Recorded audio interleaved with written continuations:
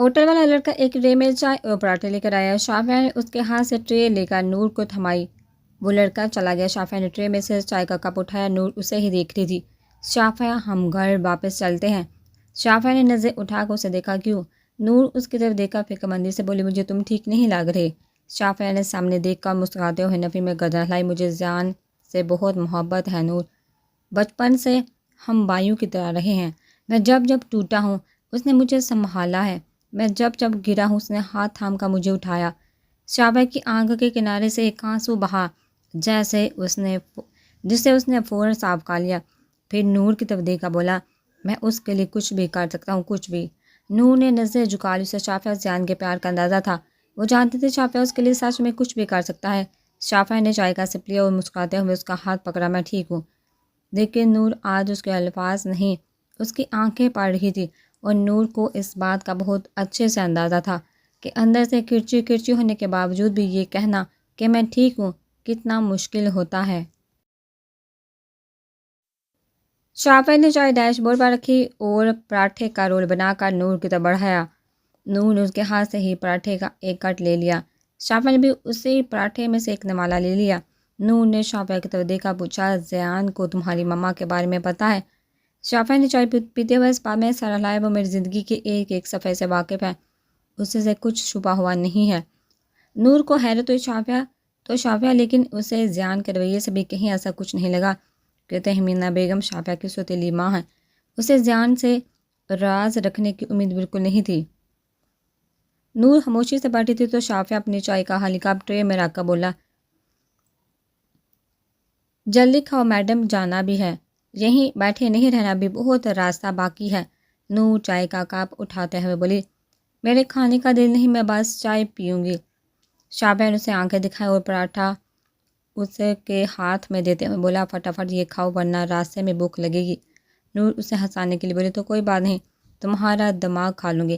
شافعہ ہنسا۔ نور نے چائے ختم کر کے کپ ٹرے میں رکھا۔ شافعہ نے ہوٹل والے لڑکے کو اشارے سے بلا کر ٹرے دی اور بچے ہوئے پراٹھے پیک کرنے کو کہہ دیا۔ وہ لڑکا پراٹھے ایک کاغذ میں لپیٹ کر لے آیا۔ شافعہ نے اسے پیسے دیے اور شکریہ ادا کر کے گاڑی آگے بڑھا لی۔ ہلکی ہلکی روشنی شروع ہو گئی تھی، لیکن ہر جگہ دھند ہی دھند تھی، جس کی وجہ سے آگے کی سڑک نظر نہیں آ رہی تھی۔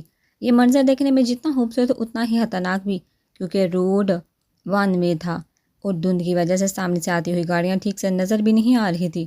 شافعہ باہر کی طرف دیکھا، بولا، یہ دھند دیکھ رہی ہو کتنی خوبصورت لگ رہی ہے؟ نور اس کی توجہ سامنے کی طرف کرواتے ہوئے بولے، تم سامنے دیکھ کر گاڑی چلاؤ پلیز۔ شافعہ مسکرایا، اوکے، میں سامنے ہی دیکھ رہا ہوں۔ نور اس سے پوچھنے لگی، حویلی میں بجلی گیس ہے یا مٹی کا چولہا وغیرہ؟ شافعہ ہنسا، تم کوئی دیسی گاؤں تصور مت کرنا، کیونکہ وہاں اب ایسا کچھ نہیں۔ ہاں پہلے تھا، لیکن اب وقت کے ساتھ ساتھ ترقی ہو گئی ہے، سڑکیں بن گئی ہیں، گیس اور بجلی بھی آ گئی ہے، لیکن مٹی کا چولہا ابھی بھی۔ نور نے اس بات میں سر ہلایا۔ کچھ دیر بعد نور بولی، جیسا کہ تم نے بتایا تمہاری یہاں خاندان سے باہر شادی نہیں ہوتی، تو کیا تمہاری دادو اور چاچو وغیرہ ارحام اور زیان کے رشتے کے لیے مان جائیں گے؟ شافعہ نے سانس کھینچا، کام مشکل ہے لیکن ناممکن نہیں، میرے چاچو بہت اچھے، ہر بات کو سمجھنے والے، دوسروں کی خوشیوں کا خیال رکھنے والے، وہ زیان سے ملے ہوئے بھی ہیں، اور اگر انہیں لگا کہ ان کی بیٹی خوش رہ سکتی ہے تو وہ کبھی منع نہیں کریں گے۔ ہاں، دادو کسی صورت نہیں مانے گی، لیکن مجھے ان کی پرواہ نہیں ہے، مجھے صرف چاچو کا فیصلہ سننا ہے۔ نور نے اس کی طرف دیکھا، سوالیہ نظر سے پوچھا، تمہارے چاچو تمہاری دادی کے خلاف جائیں گے؟ شافعہ بمیں اٹھا کر بولا، انہیں اپنی بیٹی کی خوشیوں کے لیے جانا پڑے گا۔ نور نے بھی بمیں اٹھا کر کہا، اور اگر انہوں نے ایسا کچھ نہیں کیا تو؟ شافعہ اپنی ہلکی داڑھی پر ہاتھ پھیرتے ہوئے بولا، تو میں زیان کو بولوں گا کہ ارحام کو حویلی سے اٹھا کر لے جائے، وہ ویسے بھی اس طرح کے کاموں میں بہت ماہر ہیں۔ نور ہنسی، وہ صرف اس طرح کے نہیں، ہر الٹے کاموں میں ماہر ہیں۔ شافعہ مسکرایا۔ نور سامنے دیکھتے ہوئے بولی، کبھی کبھی مجھے سمجھ نہیں آتا کہ تم دونوں دوست کیسے ہو۔ شافعہ نے کہہ لگاتے ہوئے پوچھا، کیوں؟ تم دونوں کا مزاج ایک دوسرے سے بالکل مختلف ہے۔ شافعہ مسکراتے ہوئے بولا، دوستی مزاج سے تھوڑی دل سے کی جاتی ہے۔ نور نے ایک زخمی مسکراہٹ کے ساتھ گردن جھکائی، پھر شاید میرے دل میں ہی کھوٹ ہوگا، تبھی تو نہ مجھے دل سے سچے رشتے ملے اور نہ ہی دوستی۔ نور کو منہا یاد آئی تھی۔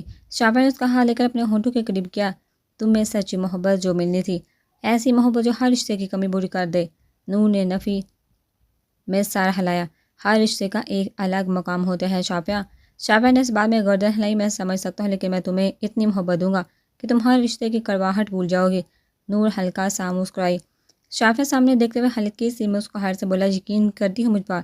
نور نے اسے تانگ کرنے کے لیے نفی میں گردن ہلائی۔ شافعہ نے اسے ڈرانے کے لیے گاڑی کی سپیڈ بڑھائی اور اسٹیئرنگ وہیل تیزی سے گھمانے لگا۔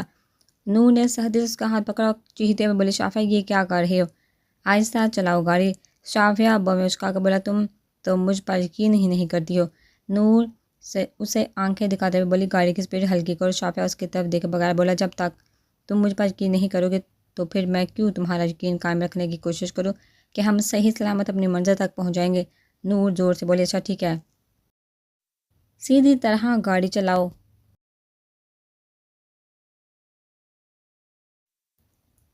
شافعہ نے پھر اسے پوچھا، یقین کرتی ہو؟ نور سیدھی بیٹھتی ہوئی بولی، تھوڑا تھوڑا۔ شافعہ نے مسکراتے ہوئے گردن جھکائی اور کار کی سپیڈ ہلکی کر دی۔ چلو ٹھیک ہے، میں تمہارے اس تھوڑے سے یقین کو مکمل یقین میں بدل دوں گا۔ نور نے چین کا سکھ لیا اور سیڑھی سے ٹیک لگا کر باہر دیکھنے لگی۔ کچھ دیر کی خاموشی کے بعد شافعہ بولا، کوئی بات کرو یار، چپ کیوں ہو گئی؟ نور نے گردن دوسری طرف موڑی ہوئی تھی۔ نور نے کوئی جواب نہیں دیا تو شافعہ خفا ہونے والے انداز میں بولا، نور کیوں چپ بیٹھی ہو؟ یار کوئی بات کرو ورنہ مجھے نیند آنے لگے گی۔ نور نے کوئی جواب نہیں دیا تو شافعہ نے اس کے بازو پر ہاتھ رکھا۔ نور سو چکی تھی۔ شافعہ نے پہلے منہ بنایا، پھر ہلکا سا مسکرا دیا اور سامنے دیکھتے ہوئے خود سے ہی بولا، او سو گئی میڈم، اب میں پورے راستے خود سے باتیں کرتے ہوئے گاڑی چلاؤں؟ شافعہ نے نور کا سیٹ بیلٹ چیک کیا اور اس کے چہرے کی طرف دیکھا، ہلکا سا مسکرا دیا۔ شافعہ کئی سالوں بعد حویلی آ رہا تھا، اسی لیے ابراہیم صاحب نے کافی انتظامات کروائے تھے۔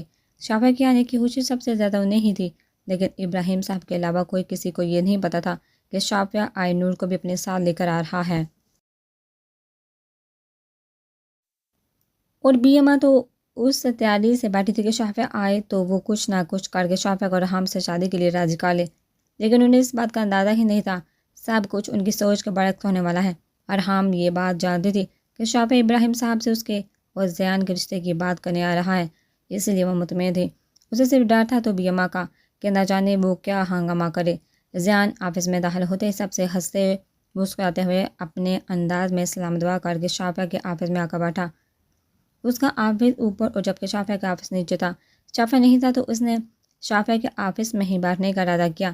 آفس میں آ کر بیٹھتے ہی اس نے سب سے پہلے چائے اور سادہ کیک منگوایا اور لیپ ٹاپ آن کیا۔ وہ کام کر رہا تھا جب کچھ دیر بعد انہیں کے آفس کی ایک لڑکی فائل ہاتھ میں لے کر اس کے آفس میں سر وحید قریشی صاحب کے سیکرٹری کا فون آیا تھا۔ وہ آج میٹنگ ارینج کروانا چاہ رہے ہیں۔ زیان نے کچھ سوتے ہوئے اس بات میں گردن ہلائی، ٹھیک ہے، پھر آپ نے کیا کہا؟ وہ لڑکی فائل ٹیبل پر رکھتے ہوئے بولی، سر میں نے انہیں کہہ دیا کہ آپ سے پوچھ کر بتاؤں گی، آپ بتا دیں آپ آج میٹنگ کریں گے یا نہیں۔ زیان کچھ دیر سوتا رہا، پھر بولا، ٹھیک ہے 2 بجے کی میٹنگ رکھوا دیں، لیکن انہیں کہیے گا کہ وہ میرے آفس میں آئیں گے، میں نہیں۔ وہ لڑکی اس بات میں سر ہلاتے ہوئے بولی، ٹھیک ہے سر، جیسا آپ کہیں۔ اس نے فائل زیان کے آگے رکھی، سر اس پر سائن کر دے۔ زیان نے پہلے فائل پڑھی پھر سائن کرتے ہوئے بولا، تاشفا شاہ زیب کے بارے میں کچھ خبر ہے؟ وہ لڑکی اس بات میں سر ہلا کر بولی، جی سر، مجھے تاشفا کے آفس کے ہی ایک امپلائی سے پتہ چلا ہے کہ انہیں چینل سے نکال دیا گیا تھا اور ان پر 4 سال کا بین بھی لگا دیا گیا ہے۔ وہ 4 سال تک پاکستان میں ایک جرنلسٹ کے طور پر کہیں کام نہیں کر سکتی اور اسی لیے وہ امریکہ چلی گئی ہے۔ زیان نے نظر اٹھا کر اس لڑکی کو دیکھا۔ زیان کی آنکھوں میں چمک آئی، سچ کہہ رہی ہو؟ وہ لڑکی اس بات میں سر ہلا کر بولی، جی سر۔ زیان نے مسکراتے ہوئے وہ فائل واپس اسی لڑکی کی طرف بڑھائی، اس بات پر تو پارٹی بنتی ہے۔ ان کے آفس میں سب اس زیان کے مزاج سے واقف تھے۔ وہ لڑکی مسکراتے ہوئے بولی، تو پھر سر کب دے رہی ہیں پارٹی؟ زیان نے وہ اچکا کر، میں اکیلا کیوں دوں پارٹی، سب پیسے ملاؤ پھر کریں گے۔ وہ لڑکی ہنسی، زیان بھی ہنستا ہوا بولا، آفس کے بعد سوچیں گے کچھ۔ وہ لڑکی مسکراتے ہوئے گردن ہلا کر باہر چلی گئی۔ اتنے میں ایک آدمی چائے اور کیک لے کر آئے اور ٹیبل پر رکھ دیا۔ زیان موبائل اٹھاتے ہوئے بولا، یہ بات شافعہ کو تو بتانی چاہیے، صبح صبح خوش ہو جائے گا۔ زیان نے موبائل اٹھا کر شافعہ کا نمبر ڈال کے، لیکن کال نہیں اٹھائے گی تو اس نے فون رکھ دیا، چلو بعد میں کروں گا، ہو سکتا ہے ڈرائیو کر رہا ہو۔ موبائل رکھ کر اس نے چائے کا کپ اٹھا لیا۔ شافعہ کا موبائل ڈیش بورڈ پر رکھا زو زو کر رہا تھا جب نور کی آنکھ کھلی۔ موبائل شاید وائبریشن پر تھا، اسی لیے ٹون نہیں بجی تھی۔ جیسے ہی نور کی آنکھ کھلی موبائل بھی وائبریٹ ہونا بند ہو گیا۔ نور آنکھیں کھول کر سیدھی ہوئی، ڈرائیونگ سیٹ کی طرف گردن گھمائی اور ایک جھٹکے سے سیدھی ہوئی۔ ڈرائیونگ سیٹ خالی تھی، شافعہ وہاں نہیں تھا۔ نور نے سامنے دیکھا، گاڑی روڈ کے کنارے پر تھی، لیکن اسے شافعہ نظر نہیں آ رہا تھا۔ نور کا دل زوروں سے دھڑکنے لگا۔ اس نے گاڑی کا دروازہ کھولنا چاہا لیکن گاڑی لاک تھی۔ اس نے زبردستی دروازہ کھینچا اور اتنے میں اسے دوسری طرف آہٹ محسوس ہوئی۔ اس نے مڑ کر دیکھا، شافعہ گاڑی کا دروازہ کھول رہا تھا۔ اسے دیکھا نور کی سانس میں سانس آئی۔ شافعہ نے گاڑی کا دروازہ کھول کر نور کی طرف دیکھا، اتنی سردی میں بھی اس کے ماتھے پر پسینہ تھا۔ شافعہ نے اسے کچھ پوچھنے کی بجائے پہلے چابی کے بٹن سے نور کی طرف دروازہ کھولا اور اس کی طرف آ کر دروازہ کھولا۔ کیا ہوا، تمہیں اتنی گھبرائی ہوئی کیوں ہو؟ شافعہ نے اس کا ہاتھ پکڑ اسے گاڑی سے باہر نکالا۔ نور نے اپنے چہرے پر ہاتھ پھیرا، خود کو نارمل کرتے ہوئے بولی، نہیں کچھ نہیں، بس تم گاڑی میں نہیں تھے تو۔ اس کا جملہ مکمل ہونے سے پہلے شافعہ ہنستا ہوا بولا، تو تمہیں لگا کہ میں بھاگ گیا؟ نور نے نفی میں سر ہلایا۔ شافعہ اس کے کندھے کے گرد اپنا بازو پھیلاتے ہوئے بولا، گاڑی کے پیچھے ڈیزل رکھا ہوا تھا، بس وہی ڈالنے کے لیے گاڑی روکی تھی، پھر سوچا پیچھے کے ٹائر بھی چیک کر لوں۔ نور نے ہونٹ بھیجتے ہوئے اس بات میں گردن ہلائی۔ شافعہ نے گاڑی میں سے پانی کی بوتل نکال کر اسے تھمائی۔ نور نے آگے آ کر گاڑی کے بوٹ سے ٹیک لگائی اور پانی پینے لگی۔ شافعہ اسے بغور دیکھ رہا تھا۔ وہ اچانک بولا، نور مجھے لگ رہا ہے تمہیں مجھ سے محبت ہو گئی ہے۔ نور کے منہ سے پانی واپس نکل گیا۔ شافعہ نے اس کی پیٹھ تھپتھپائی، ارے کیا ہو گیا؟ نور نے چادر سے منہ صاف کیا، کچھ نہیں۔ شافعہ دوسری طرف سے آگے آ کے گاڑی کے اوپر چڑھ کر بیٹھ گیا۔ میں نے ٹھیک کہا نا نور؟ نور نے مڑ کر اس کی طرف انجان بنتے ہوئے پوچھا، کیا؟ شافعہ کندھے اچکاتے ہوئے بولا، یہی کہ تمہیں مجھ سے محبت ہو گئی ہے۔ نور سامنے روڈ کی طرف دیکھا، بولی، ایسا تو کچھ نہیں ہے۔ شافعہ شیشے پر کمر ٹکاتا ہوا نور کی طرف دیکھا، بولا، یعنی تم نے مجھے تڑپا تڑپا کر مارنا ہے؟ نور نے ناسمجھی سے پوچھا، کیا مطلب؟ شافعہ اس کے قریب ہوتے ہوئے بولا، مطلب یہ کہ محبت صاف آنکھوں میں نظر آ رہی ہے لیکن زبان سے اظہار نہ کرنے کی ضد پال رکھی ہے۔ نور نے فوراً اسے سے آنکھیں چرائی، تم پتہ نہیں کیا بول رہی ہو، تم باتوں میں الجھا دیتے ہو۔ اس کے گال کی سرخی دیکھ کر شافعہ مسکرایا، میں تو سیدھی بات ہی کرتا ہوں، کوئی الجھ جائے تو اس میں میرا کیا قصور؟ نور اس کی بات کا جواب دینے کے بجائے اپنی چادر ٹھیک کرنے لگی، لیکن شافعہ کی نظر اس پر ہی تھی۔ تو پھر نہیں ہے محبت؟ نور نے نظریں اٹھا کر اس کی طرف دیکھا، نہیں۔ شافعہ اس کے گالوں کو چھوتے ہوئے بولا، تو پھر اتنا بلش کیوں کر رہے ہو؟ نور نے پھر نظر چرائی، میں کہاں بلش کر رہی ہوں، شاید سردی کی وجہ سے۔ شافعہ نے کہہ کر لگایا، پھر سر کے نیچے ہاتھ رکھتے ہوئے بولا، کسی کو اتنا بھی اپنی محبت کے لیے نہیں ترسانا چاہیے کہ جب سامنے والا خاموش ہو جائے تو آپ اپنی محبت کے اظہار کے لیے ترس جائیں۔ نور اس کے سامنے آتا ہے بولی، لیکن مجھے پتہ ہے تم کبھی خاموش نہیں ہوگے۔ شافعہ اس کی آنکھوں میں دیکھتے ہوئے بولا، اور اگر ہو گیا تو؟ نور بھی اس کی آنکھوں میں دیکھتے ہوئے بولی، محبت کی ہے تم نے مجھ سے، اتنی آسانی سے پیچھا نہیں چھڑوانے دوں گی۔ شافعہ ہنسا۔ نور نے اس کا ہاتھ کھینچ کر اسے گاڑی سے نیچے اتارا۔ شافعہ ہنستے ہوئے بولا، مطلب محبت ہے مگر اظہار نہیں کرنا، صرف اظہار سننا ہے۔ نور اپنی ہنسی دباتے ہوئے گاڑی کی طرف جاتے ہوئے بولی، شافعہ ہمیں دیر ہو رہی ہے، چلو۔ نور گاڑی میں بیٹھ گئی۔ شافعہ ڈرائیونگ سیٹ کی طرف جانے کی بجائے نور کی طرف آیا اور ایک ہاتھ گاڑی کے اوپر کی طرف رکھتے ہوئے بولا، آئی لو یو نور۔ نور نے اس کی طرف دیکھنے کی بجائے سامنے دیکھتے ہوئے مسکرا کر کہا، تھینک یو۔ شافعہ نے ہنستے ہوئے اس کے کندھے پر سر رکھا، ایسے مت کیا کرو یار، مجھے تم سے عشق ہو جائے گا۔ نور نے آنکھیں باندھ کر کے دل میں کہا، شاید میں یہی چاہتی ہوں۔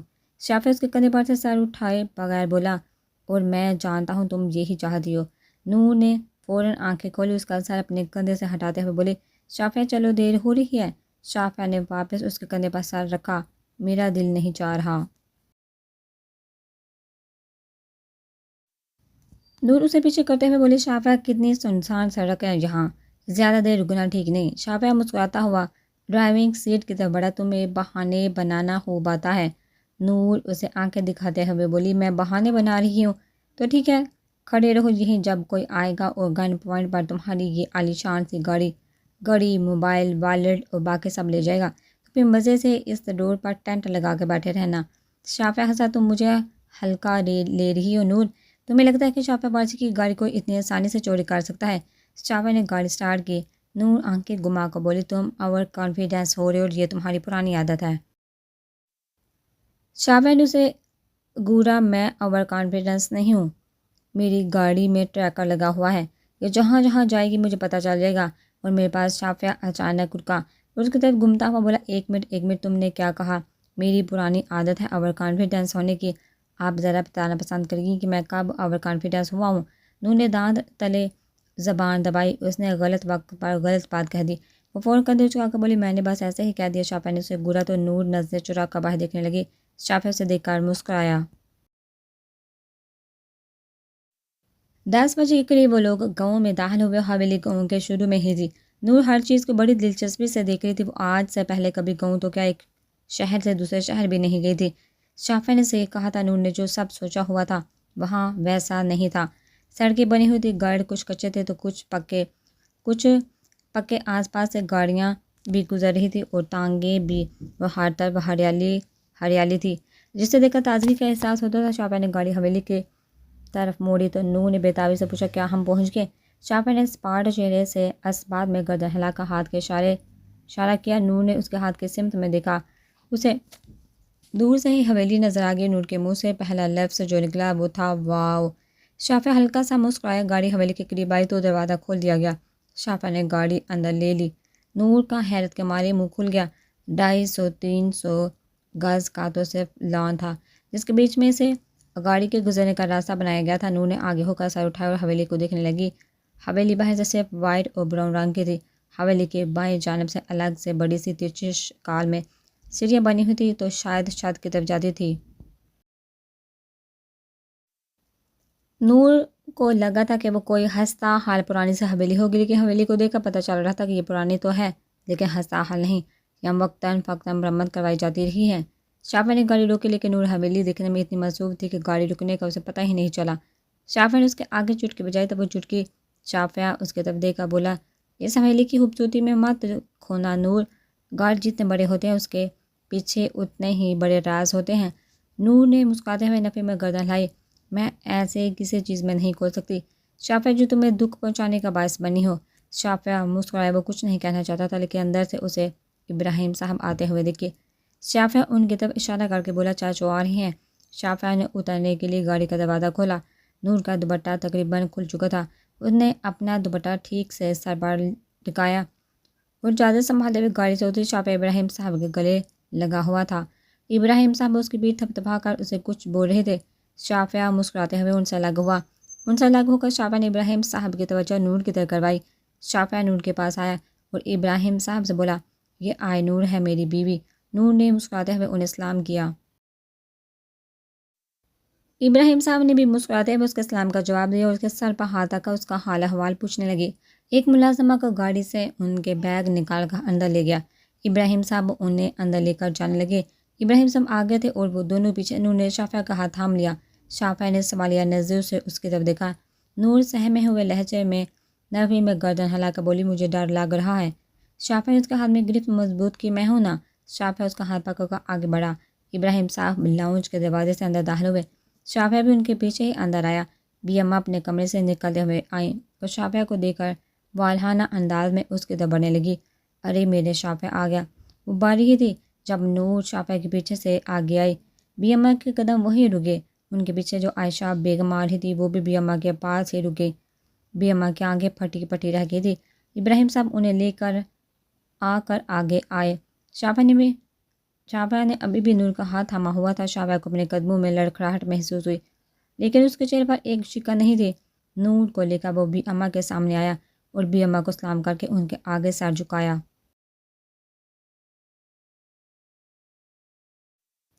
بی اماں نے چبھتے ہوئے انداز میں اس کے سلام کا جواب دیا لیکن سر پر ہاتھ نہیں رکھا۔ نور شافیہ کی آڑ میں کھڑی تھی۔ اس نے آہستہ سے بی اماں کو سلام کیا لیکن انہوں نے سلام کا جواب نہیں دیا تو شافیہ انہیں دیکھتے ہوئے بہمیں اچکا کر بولا، دادو سلام کا جواب دینا فرض ہے، آپ کو نہیں پتہ؟ بی اماں نے دوسری طرف منہ کر کے زبردستی نور کے سلام کا جواب دیا۔ شافیہ نے عائشہ بیگم کو سلام کیا، انہوں نے بھی بہمیں چڑھا کر سلام کا جواب دیا۔ نور کا سلام سننے بغیر ہی کمرے کی طرف مڑ گئی۔ ابراہیم صاحب کو شرمندگی محسوس ہوئی۔ ماحول کا تناؤ کم کرنے کے لیے وہ فوراً بولے، تم لوگ کھڑے کیوں ہو، آؤ۔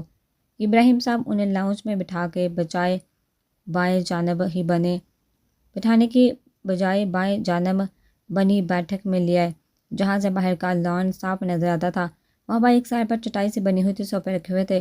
ابراہیم صاحب نے ان دونوں کو وہاں بٹھائے، تم لوگ بیٹھو، میں باقی سب کو بلا کر لاتا ہوں۔ ابراہیم صاحب جانے ہی لگے تھے، اتنے میں ارحم وہاں آ گئی۔ انہوں نے گلابی رنگ کا سوٹ پہن رکھا تھا اور سر وسیلے کے ساتھ بٹا لیا ہوا تھا۔ اسے دیکھ کر ابراہیم صاحب ہلکا سا مسکرائے۔ ارحم نے آگے آتے ہوئے شافعہ کو سلام کیا، پھر نور کی طرف بڑھی۔ نور کو اس کے انداز سے لگا تھا کہ وہ اس سے گلے ملنے کے لیے آگے آ رہی ہے، اسی لیے وہ کھڑی ہوگی۔ ارحم آ کر مسکراتے ہوئے نور کے گلے لگی اور اسے سے الگ ہوتے ہوئے شافعہ کی طرف دیکھا، بولی آپ کی بیوی ہے نا؟ شافعہ نے اس بات میں گردن ہلائی۔ ارحم نور کو دیکھا مسکراتے ہوئے بولے بہت پیاری ہے ماشاءاللہ۔ نور کو کسی نے بتایا نہیں تھا، پھر بھی اسے اندازہ ہو گیا تھا کہ یہی ارحم ہے۔ تم ارحم ہو نا؟ ارحم نے مسکراتے ہوئے حیرت سے پوچھا۔ آپ نے کیسے پہچانا؟ نور مسکراتے ہوئے بولی بس پہچان لیا۔ ارحم مسکرا دی۔ ارحم کو ساتھ دے کر ابراہیم صاحب کو حیرت ہوئی تھی، کیونکہ وہ سب تو یہی سمجھتے تھے کہ ارحم شافعہ سے محبت کرتی ہے۔ شافعہ کے اس طرح اچانک شادی کا لینے سے سب سے زیادہ غم ارحم کو ہی ہوگا۔ ابراہیم صاحب نے ان سب باتوں کو دماغ سے جھٹکا اور ارحم سے بولے ارے ارحم شہزاد اور اس کی بیوی وغیرہ کہاں ہے؟ ارحم ان کے پاس آتے ہوئے بولی بائی کسی کام سے گئے ہیں، ابھی آ جائیں گے۔ وہ بابی حارث کو صلح کا ناشتہ لگانے گئی تھی، ابھی آدھی ہی ہوں گی۔ ابراہیم صاحب اسباب میں سر ہلاتے ہوئے بولے اچھا چلو پھر دیکھو ناشتہ لگایا نہیں، پانی وانی لے کر آؤ۔ ارحم اسباب میں سر ہلا کر وہاں سے چلی گئی۔ ابراہیم صاحب شافعہ کے سامنے بیٹھتے ہوئے بولے کوئی مسئلہ تو نہیں ہوا راستے میں؟ کب نکلے تھے تم لوگ؟ شافعہ نفی میں گردن ہلاتے ہوئے بولا نہیں کوئی مسئلہ نہیں ہوا تھا چاچو، ہم لوگ 5 بجے سے پہلے نکلے تھے۔ ابراہیم صاحب اٹھتے ہوئے بولی او پھر تو تم لوگ بہت تھکے ہوگے، ناشتہ کرو پھر آرام کر لو، جا کے سامان میں نے تمہارے کمرے میں رکھوا دیا ہے۔ ابراہیم صاحب اٹھے تو وہ دونوں بھی کھڑے ہو گئے۔ ابراہیم صاحب انہیں ناشتے کی ٹیبل کی طرف لے آئے، جہاں ارحم اور ابراہیم صاحب کے بڑے بیٹے کی بہو نازیہ ناشتہ لگا رہی تھی۔ وہ لوگ وہاں پہنچے تو ابراہیم صاحب کی بہو آگے آ کر خوش اسلوبی سے ان دونوں سے ملی۔ وہ لوگ ناشتے کے لیے بیٹھے تھے جب ابراہیم صاحب کا بڑا بیٹا شہزاد وہاں آ گیا۔ اسے دیکھ کر شافعہ مسکراتا ہوا کھڑا ہوا۔ شہزاد بھی تیزی سے شافعہ کی طرف بڑھا، اس کے گلے لگا، اس کی پیٹھ تھپتھپاتے ہوئے بولا اور کیسے ہو تم؟ تمہیں ہماری یاد نہیں آتی؟ شافعہ مسکراتے ہوئے الگ ہو کر بولا میں ٹھیک ہوں، آپ کیسے ہیں؟ شہزاد نے مسکراتے ہوئے گردن ہلائی، میں بھی بالکل ٹھیک ہوں، اتنے ٹائم بعد یوں تمہیں سب کے ساتھ دیکھا بہت اچھا لگ رہا ہے۔ شافعہ ہلکا سا مسکرایا۔ شہزاد کی طرف نظر نور پر پڑی تو اس کا بھی حال احوال پوچھتے ہوئے وہ سامنے جا کر بیٹھ گیا۔ ناشتے پر سب موجود تھے سوائے بی اما عائشہ بیگم کے۔ شافعہ نے تکلف کے طور پر ابراہیم صاحب سے پوچھ لیا دادو اور چچی ناشتہ نہیں کریں گی، جبکہ اس کو پتہ تھا وہ یہاں نہیں آئیں گے۔ ابراہیم صاحب نور کے سامنے مسکراتے ہوئے بولے انہوں نے ناشتہ کر لیا ہے، بیٹا تم لوگ ناشتہ شروع کرو۔ شافعہ نے اس بات میں گردن ہلائی۔ نور خاموشی تھی۔ کوئی مخاطب کر لیتا تو وہ ایک دو بات کر لیتے۔ شافعہ ابراہیم صاحب اور شہزاد سے کوئی نہ کوئی بات کر رہا تھا۔ ناشتہ کرنے کے بعد سب لاؤنج میں آ گئے۔ ابراہیم صاحب شافعہ اور نور سے بولے بیٹا تم لوگ اب آرام کرو، سفر سے تھکن ہو گئی ہوگی۔ شافعہ نے اس بات میں سر ہلایا، پھر ارحم سے بولا ارحم تم پلیز نور کو روم دکھا دو، میں دادو سے مل کر آتا ہوں۔ ارحم نے مسکراتے ہوئے اس بات میں سر ہلایا۔ آئے نور شافعہ سے سرگوشی میں بولی میں بھی چلوں؟ شافعہ نے نفی میں سر ہلایا اور مسکراتے ہوئے بولا تم ابھی جا کر ریسٹ کرو، بعد میں مل لینا۔ نور نے اس بات میں سر ہلایا اور ارحم کے ہمراہ چلے گی۔ بی اما کا کمرہ نیچے ہی تھا۔ شافعہ ان کے کمرے کی طرف بڑھا۔ بی اما کڑے تیولیے چھڑی تھامے کھڑکی کے پاس بیٹھی تھی۔ شافعہ گیا کر صوفے پر بیٹھا۔ وہ تو میری بیوی ہے دادو، اور میں تو 2 یا 3 دن کے لیے آیا ہوں، تو پھر 1 گھنٹے میں واپس کیوں چلا جاؤں؟ بی اما غصے سے منہ چیتے ہوئے بولی ارے ایسے ہی کسی بھی لڑکی کو اٹھا کر بیوی نہیں بنا لیا جاتا، آخر ہے کون، وہ خاندان کیا ہے اس کا، نہ جانے کہاں سے تمہارے پلے پڑ گئی، نہ عطا نہ بتا، خاندانی بھی ہے یہ، ایسے ہی امیر لڑکیوں کو پھانسے میں ماہر ہے۔ شافعہ نے ضبط سے مٹھیاں بچی بھی پھیرتے ہوئے ہی نظریں اٹھا کر بولا اس کے تعارف کے لیے اتنا ہی کافی ہے کہ وہ میری بیوی ہے، اور میری بیوی ہونے کے بعد اسے کسی کو کوئی صفائیاں پیش کرنے کی ضرورت نہیں۔ شافعہ اٹھ کر جانے لگا تو بی اما بولی ارے مجھے تو لگتا ہے اسے جادو کرنا بھی آتا ہے، کچھ گول کر پلا دیا تمہیں، تبھی تو مجھ سے صحاح بات کر رہا ہے۔ شافعہ مڑ کر ان کی آنکھوں میں آنکھیں ڈال کر بولا اسے صرف جادو نہیں کالا جادو بھی آتا ہے، جس سے محبوب قدموں میں آ جاتا ہے۔ بی اما اسے گھورتے ہوئے بولی وہ تو مجھے دکھ ہی رہا ہے، لیکن میں اس لڑکی کو حویلی میں 1 منٹ برداشت نہیں کروں گی، اس لیے بہتر ہے بغیر کسی ہنگامے کہ اسے لے کر چلے جاؤ۔ شافعہ نے طنزیہ ہنسی سے نفی میں گردن ہلائی۔ دیکھیے دادو، نہ تو میں تیمور علی وارثی ہوں اور نہ ہی وہ گلنار کہ آپ اسے ذلیل کرتی رہے، اور میں کھڑے ہو کر تماشا دیکھوں؟ میں خوشی سے آیا ہوں، مجھے خوشی سے رہنے دے، کیونکہ اگر کسی نے ہنگامہ کیا تو اس حویلی کی اینٹ سے اینٹ بجا کر جاؤں گا میں۔ بیگم آنکھیں پھاڑ کر اس کے دیکھ رہی تھی۔ شافعہ ان کا ہاتھ چوم کر بولا، آپ کا پوتا اور بہو آئے ہیں، کچھ ہاتھ مدارت کریں، اور ہاں خیال رکھیے اپنا، اتنا غصہ کرنا آپ کی صحت کے لیے اچھا نہیں۔ شافعہ مسکراتا ہوا وہاں سے چلا گیا۔ بیگم ساتھ تھام کر صوفے پر بیٹھ گئی۔ آخر یہ لڑکا کیا کیا بول گیا ہے؟ بیگم ماں کے اٹھتے شعلوں کو شافعہ بھڑکنے سے پہلے بجھا گیا تھا۔ ارحام نور کو کمرے تک لے کر آئی تھی۔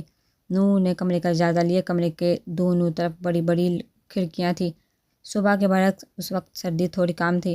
ارحام نے نور سے پوچھا، آپ کو کچھ چاہیے؟ نور نے مسکراتے ہوئے نفی میں گردن ہلائی۔ تو پھر میں جاؤں؟ نور ارحام کا ہاتھ پکڑ کر بولی، تھوڑی دیر بیٹھ جاؤ۔ ارحام مسکرائی اور وہ دونوں بیڈ پر آمنے سامنے بیٹھ گئی۔ ارحام نور کو بغور دیکھتے ہوئے بولی، آپ بہت پیاری ہیں۔ نور مسکرائی، لیکن تم سے کم۔ ارحام ہنس دی، آپ کو دیکھا یہ پتہ چلتا ہے کہ آپ شافعہ کے لیے ہی بنی ہیں۔ نور ارحام کا ہاتھ تھامتے ہوئے بولی، اور تم زیان کے لیے۔ زیان کا نام سنتے ہی ارحام کی آنکھوں میں چمک آئی۔ نور نے ارحام کو بغور دیکھتے ہوئے پوچھا، تمہیں پتہ ہے ہم کیوں آئے ہیں؟ ارحام نے اس بات میں گردن ہلائی، لیکن مجھے نہیں لگتا کہ میری زندگی میں زیان کا ساتھ لکھا ہے، مجھے تو یہ سب بھی ایک خواب سا لگتا ہے۔ نور نے حیرت سے پوچھا، تمہیں کیوں لگتا ہے ایسا؟ ارحام نے ایک زخمی مسکراہٹ کے ساتھ گردن جھکائی، لیکن کچھ کہا نہیں۔ نور اسے دیکھتے ہوئے بولی، ارحام مجھے تمہاری فکر ہو رہی ہے۔ ارحام نے نظریں اٹھا کر حیرت سے پوچھا، کیوں؟ آئے نور مسکراتے ہوئے بولی، تم اتنی پیاری و معصوم سی ہو، اور وہ زیان، اس سے شیطان بھی دور بھاگتے ہیں۔ ارحام ہنسی۔ نور بولی، تم جتنی دبلی پتلی ہو نا، مجھے تو سوچ سوچ کر ٹینشن ہو رہی ہے کہ زیان کی خوراک کے جتنا کھانا کیسے بناؤ گی۔ ارحام دوبارہ ہنسی، ایک بات کی تو گارنٹی ہے کہ زیان خود تو موٹا ہوا نہیں، لیکن تمہیں اپنی طرح کھلا کھلا کے ضرور موٹا کر دے گا۔ ارحام مسکراتے ہوئے بولی، مجھے سب قبول ہے، بس میرے دل کے سمندر میں بہتی کشتی کو کنارے کی تلاش ہے۔ نور مسکراتے ہوئے کندھے اچکا کر بولی، وہ تو بہت جلدی ملنے والا ہے۔ ارحام حالہ میں دیکھتے ہوئے بولی، اکثر کشتیاں کنارے پر آ کر ڈوب جاتی ہیں۔ نور بمیں اٹھاتے ہوئے بولی، تم اس طرح مایوسی کی باتیں کیوں کر رہی ہو؟ سب ٹھیک ہو جائے گا۔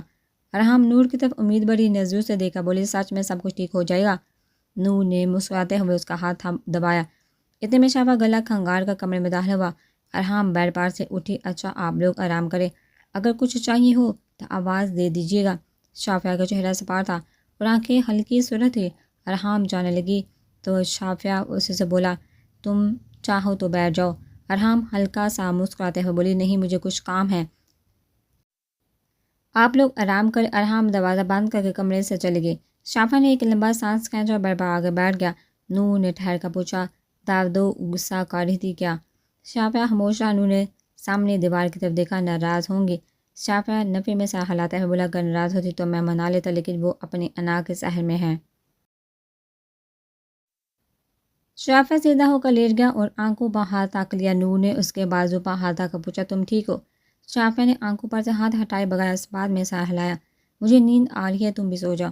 نور اسے دیکھتے ہوئے سیدھی ہو گئی اور پھر دوسری طرف منہ کر کے لیٹ گئی۔